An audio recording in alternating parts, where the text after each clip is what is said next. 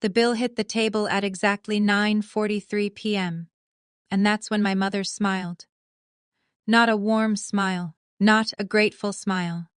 The kind of smile people wear when they've already decided you're about to lose. My older sister leaned back in her chair. My uncle chuckled. My cousin suddenly became very interested in her phone.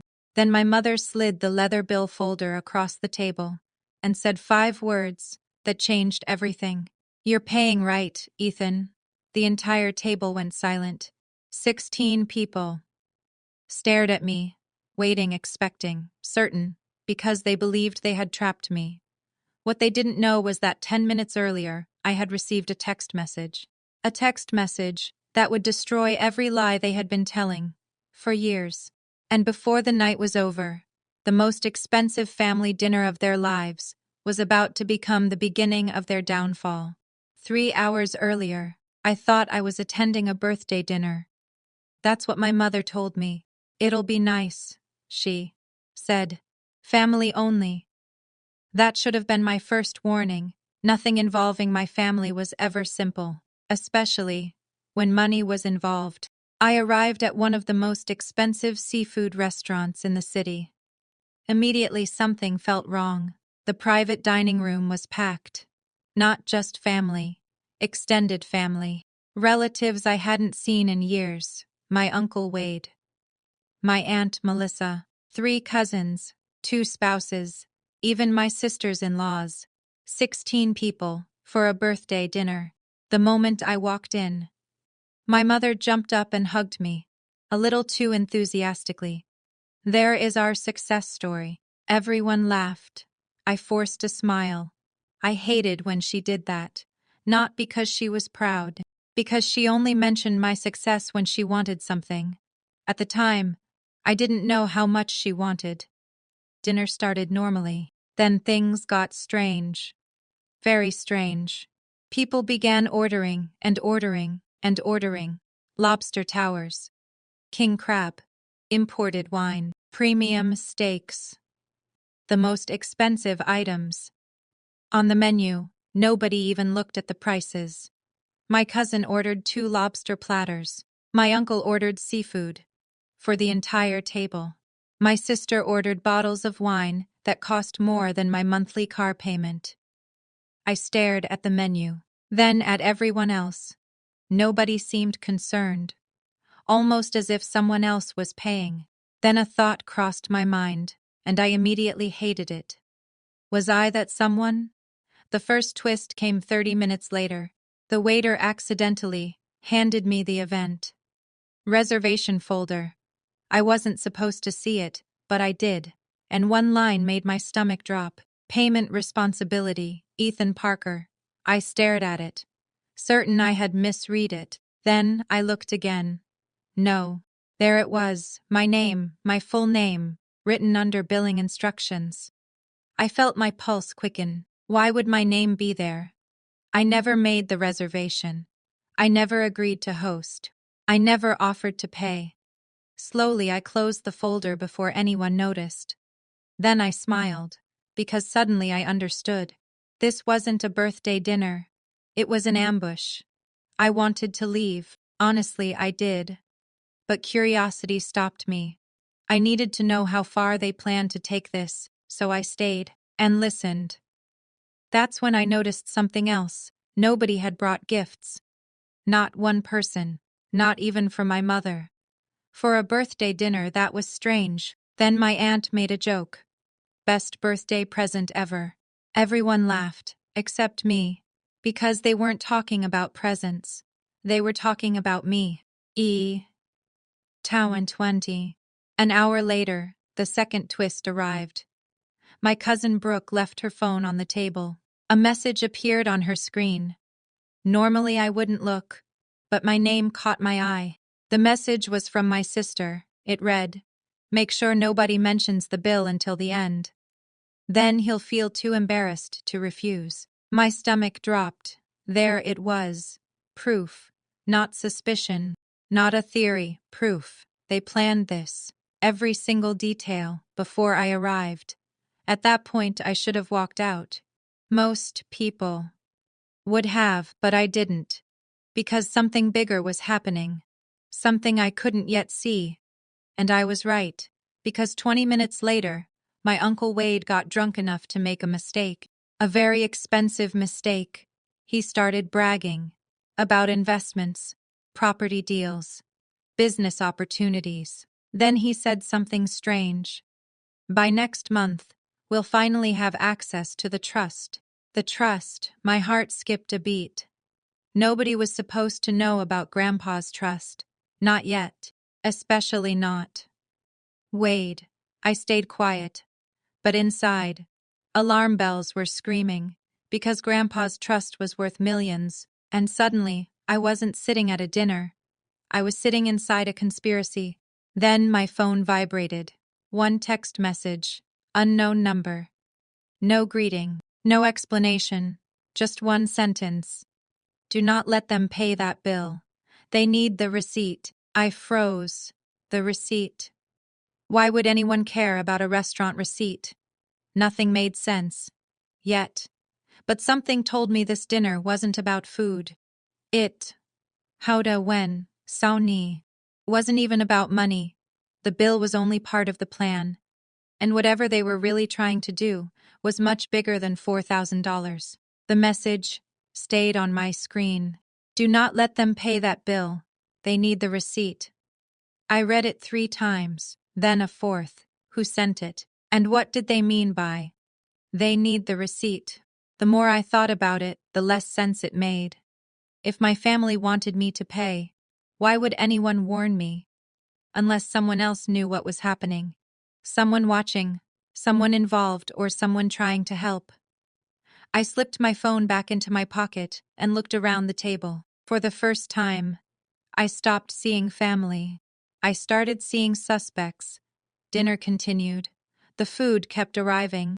Lobster, crab wine, desserts. By now the table looked like a luxury food advertisement. Nobody showed any concern about cost, in fact. They seemed excited. Almost nervous. Like people waiting for something important. Then, I noticed my sister. Checking her watch again and again and again. Not because she was bored. Because she was waiting. For what? I didn't know. Yet, then came the third twist. The waiter approached my Uncle Wade, quietly, respectfully, and handed him an envelope. Wade immediately shoved it into his jacket. Too fast. Way too fast. Most people wouldn't have noticed. I did. Because his face changed. For just a second. Fear. Real fear.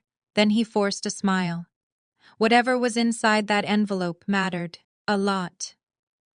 At exactly 9:43 p.m., the bill arrived. The same moment my mother made her move. She pushed the folder toward me. You're paying right, Ethan. Silence. 16 faces. 16 expectations. 16 people waiting for me to say yes. My mother folded her hands. We all assumed you'd want to treat the family. My sister nodded. You make more money than all of us. My uncle laughed. Come on, big shot. There it was, the setup, the pressure, the public trap. They expected embarrassment, to force, compliance, but I wasn't embarrassed. I was angry, very angry. Still, I stayed calm. I slowly opened the folder, and even I was shocked. $4. 126.831 dinner. One evening. Over $4,000. Then came the fourth twist. I smiled and said, no. The room froze. My mother blinked. What? I said no. You could hear a pin drop. Nobody expected resistance. Not from me. Not publicly. Not after years of keeping the peace. My sister's face hardened. Ethan, don't make a scene. A scene. I almost laughed. They invited 16 people to a luxury restaurant and secretly assigned me the bill. And I was making a scene. Unbelievable. My Uncle Wade leaned forward. His smile vanished. This isn't funny. Neither was I. I looked directly at him. Good. The temperature in the room instantly changed. Then my mother tried guilt. Her favorite weapon. We sacrificed so much for you. There it was, the speech, the one I had heard my entire life. Every achievement, somehow, became their achievement. Every success became something I owed them for. But tonight, something felt different. Because for the first time, I wasn't afraid of disappointing them. Then my cousin Brooke made a mistake. A huge mistake. She stood up suddenly, and her purse fell off her chair. Papers spilled across the floor. Most people ignored it. I didn't. Because one document landed face up, and I recognized the logo instantly. It belonged to Grandpa's trust attorney. My blood ran cold. What was that doing here, at a birthday dinner? Before Brooke could grab it, I picked it up and saw my name right there. On the first page, my name, the trust, and a date, tomorrow's date. The room went silent. Nobody moved, nobody spoke. Then Brooke snatched the paper from my hand. Too late. I had already seen enough. This dinner wasn't about food. It wasn't about money. It was about the trust. Then everything exploded. What was that? I asked. Nobody answered. What was that? I repeated. My mother looked furious. Brooke looked terrified. My sister stared at the table, and Uncle Wade looked trapped. Finally, Wade spoke. You're overreacting. Wrong answer. I stood up.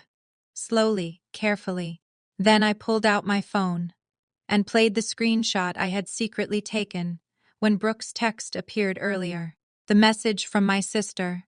Make sure nobody mentions the bill until the end. Then he'll feel too embarrassed to refuse. The entire table went pale. Every single person caught. My mother immediately switched tactics. Now she wasn't angry. Now she was crying. Tears appeared almost instantly, too quickly, like she'd rehearsed them. Ethan, we were only joking. $4,000, 16 people. A secret payment arrangement. No, not a joke. A scam. Then came the fifth twist. The restaurant manager walked into the room, and he wasn't alone. He was accompanied by another man, a man in a dark suit. The moment Uncle Wade saw him, all color disappeared from his face. I had never seen someone look so terrified. The suited man approached the table, then spoke 4 words. Mr. Wade Parker. Wade swallowed. Yes. The man handed him a document. You've been served. Silence. Absolute silence. Served. Served with what? The answer came seconds later. A lawsuit. A massive lawsuit. Related to financial misconduct. Millions of dollars. My heart nearly stopped, because suddenly the trust, the secret documents, the envelope, the strange text messages, everything started connecting, and whatever Wade was hiding was much bigger than a restaurant bill, much bigger than $4,000. In fact, before the night ended, I would learn a secret about my grandfather's estate that would make every person at that table turn against each other. And the first person to panic would be my own mother. The moment the man in the suit handed Uncle Wade the lawsuit papers, the room changed, not emotionally, physically. It felt like all the oxygen had disappeared. Nobody spoke, nobody moved, even the waiters seemed frozen. Uncle Wade stared at the documents, then at the attorney, then back at the documents. His hands were shaking, actually shaking. And that terrified me because Wade wasn't the type of man who got scared easily. If he was scared, something serious was happening. My mother stood up first. What is this? The attorney remained calm. A civil fraud action. My sister gasped. My aunt sat down so hard her chair nearly tipped backward. Then Wade snapped. This isn't the place. The attorney shrugged. Unfortunately, this is where we found you. The room fell silent again. Then the attorney delivered another bombshell. The plaintiffs are seeking recovery of approximately $8.7 million. I nearly choked. 8.7 million. The number didn't even sound real. Not for my family, not for Wade, not for anyone connected to us. Then my phone vibrated again. Another text from the unknown sender. Watch your mother. She's the one who knows. I slowly looked across the table. My mother wasn't looking at Wade. She wasn't looking at the lawsuit. She wasn't even pretending to be surprised. She looked worried, as if she already knew this was coming. That realization hit me like a truck. She knew. Somehow, someway, she knew. And suddenly years of strange behavior started replaying in my mind. The private phone calls, the closed-door meetings, the constant discussions about Grandpa's estate, the pressure to sign documents, the insistence that everything was already settled. Maybe none of it was random. Maybe my mother wasn't following Wade. Maybe Wade was following her. Then came the sixth twist. The restaurant manager returned, this time carrying a small black folder. He walked directly toward me. Not Wade. Not my mother. Me, Ethan. Yes. I believe this belongs to you. Confused, I opened it. Inside was a sealed envelope. My name was written on the front. In handwriting, I recognized instantly. Grandpa's. My heart stopped. For a moment I couldn't breathe, because Grandpa had been dead for almost a year, and yet somehow he had just entered the room. Everyone noticed the handwriting. My mother's face went white. My sister looked terrified. Even Wade looked alarmed. I slowly opened the envelope. Inside was a letter. Short, simple, direct. Exactly how Grandpa wrote. It read, "If this letter reaches you during a family dispute involving money, trust nobody until you see the complete file." The complete file, I frowned. Then continued reading. The first document tells a story. The last document tells the truth. A chill ran through my body, because I suddenly remembered something. The mysterious text, the trust documents, the attorney, the strange warnings. Someone had been leading me somewhere, toward a complete file, toward the truth. Then came another twist. Attached to the letter was a storage key, a small brass key, and underneath it, an address. Nobody at the table spoke. They were all staring at that key, especially my mother. The fear in her eyes was impossible to miss. For the first time all evening, she looked genuinely afraid. Not embarrassed, not angry, afraid.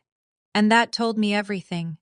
Whatever was in that storage unit, she didn't want me finding it. Then my sister made a mistake. A huge one. She stood up and grabbed my arm. Hard, too hard, Ethan. Her voice sounded desperate. Let's talk about this privately. That alone was suspicious. But then she whispered, "Please don't go to that address." My stomach tightened. Not be careful. Not what's inside. Not even why. She already knew about the storage unit. Somehow. Before I had ever mentioned it. Before I had even finished reading the letter. And suddenly I knew. The entire family knew something I didn't. I left the restaurant.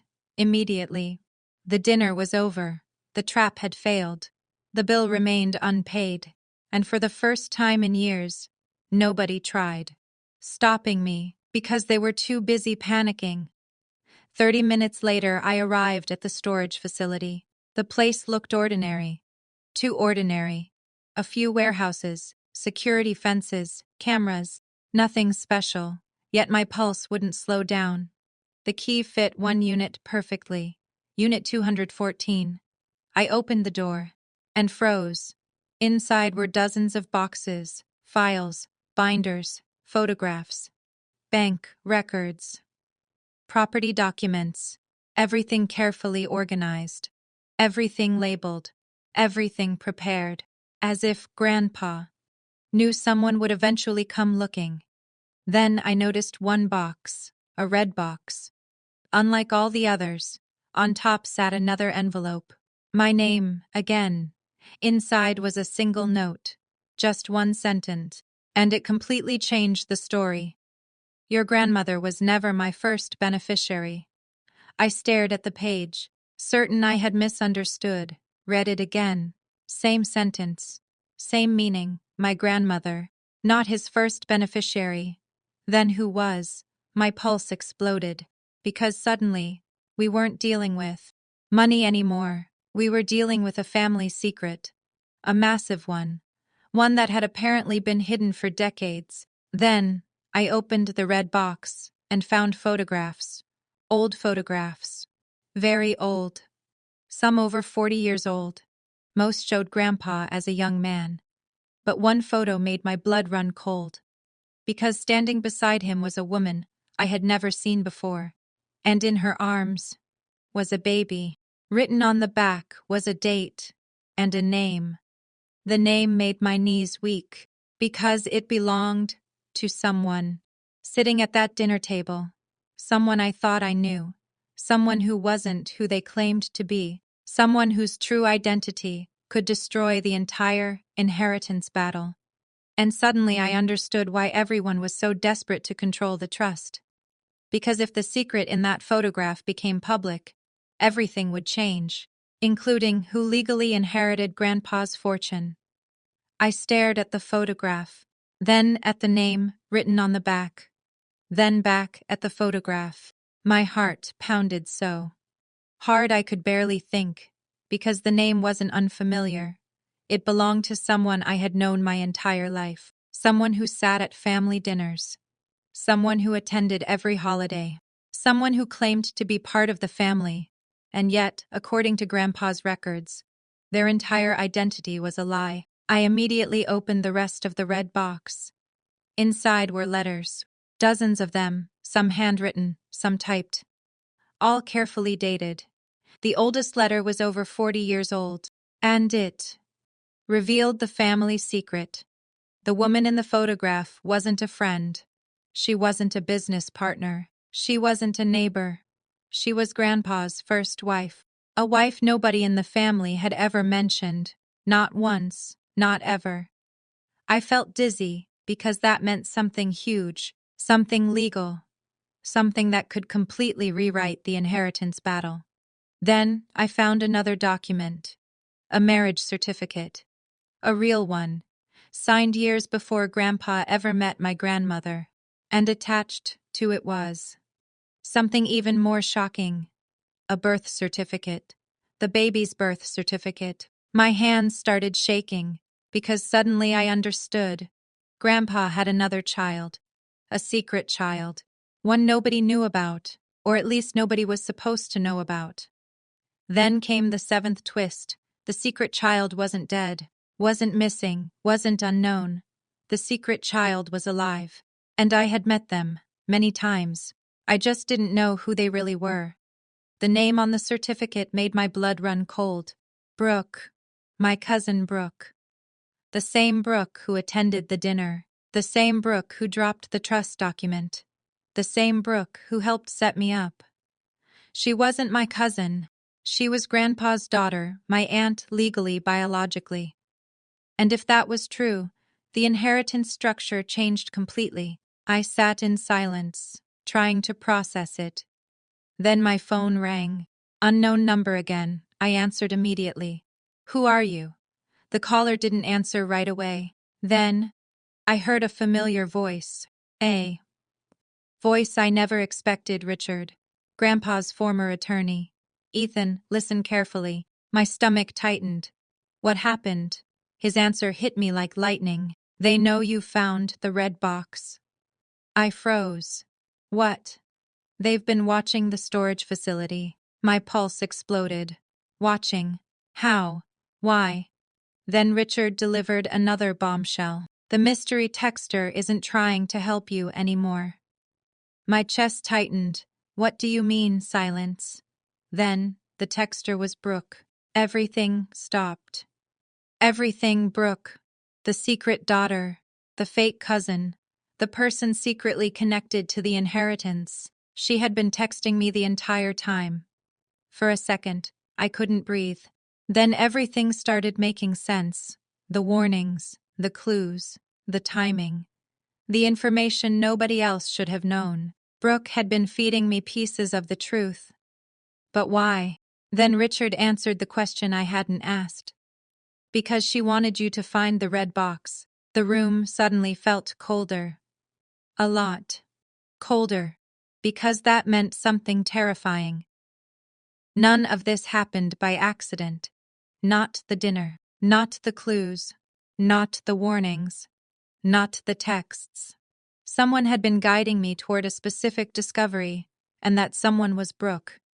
Then came the fake twist, the one that fooled everyone, including me. At first it looked like Brooke was the mastermind, the hidden heir, the secret daughter, the person pulling strings from the shadows. The evidence pointed directly at her. For nearly 24 hours I believed it. Then Richard called again and destroyed that theory. Because Brooke wasn't the mastermind, she was the target, just like me. That revelation changed everything. Brooke had discovered the truth months earlier. She learned she was Grandpa's biological daughter. She confronted my mother, and that's when everything exploded. Instead of welcoming her, the family tried to bury the truth. They feared losing control of the inheritance, feared lawsuits, feared exposure, feared losing money, so they lied, threatened, manipulated, and isolated her. The same thing they had spent years doing to me. Only this time they picked the wrong person, because Brooke started collecting evidence. Years of evidence, and she had enough to destroy all of them. Then came the eighth twist. The biggest financial twist yet. Among Grandpa's files was another trust. A completely separate trust. One nobody had mentioned. One nobody knew existed. Not even Wade. Not even my mother. Not even Emily. The trust contained assets far beyond the farm. Commercial properties, investments, royalties, accounts, everything. The value exceeded $30 million. I nearly dropped the documents. $30 million. And according to Grandpa's final instructions, control of that trust depended on one condition: honesty. Anyone caught hiding information about the inheritance automatically lost all rights. Immediately, without appeal. My mother was finished. Wade was finished. Emily was finished. Every lie had triggered the clause, and they didn't even know it yet. The confrontation happened 2 weeks later, in court. Every major player was there: my parents, Wade, Emily, Brooke, Richard, the trust attorneys, the investors, everyone. The courtroom overflowed with tension. Then Brooke took the stand and revealed everything: the hidden marriage, the secret child, the forged documents, the trust manipulation, the inheritance scheme. Years of lies collapsed in a single afternoon, one by one, piece by piece, truth by truth, until nobody could deny reality anymore. Then came the final shocking twist, the one Grandpa planned from the beginning, the one hidden behind every clue, every document, every letter, every warning.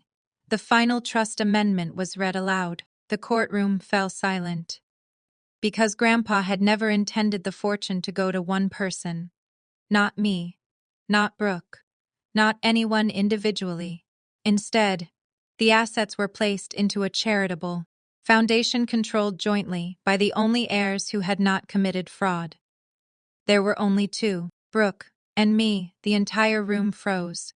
Years of fighting, years of greed, years of manipulation. And in the end, the fortune never belonged to the people trying to steal it.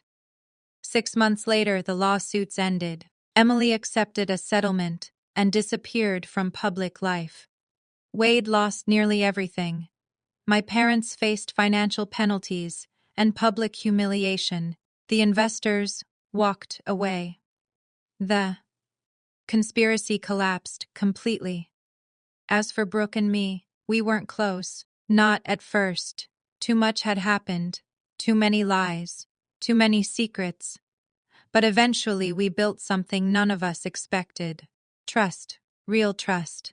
The kind Grandpa wanted all along, and standing on the farm one final evening, I finally understood the lesson hidden inside this entire nightmare. The dinner was never about the bill, the trust was never about the money, and the inheritance was never about ownership. It was about character, because when greed entered the room, everyone revealed who they truly were. And in the end, the people who wanted everything lost it all, while the people who chose the truth inherited something far more valuable than money. They inherited peace.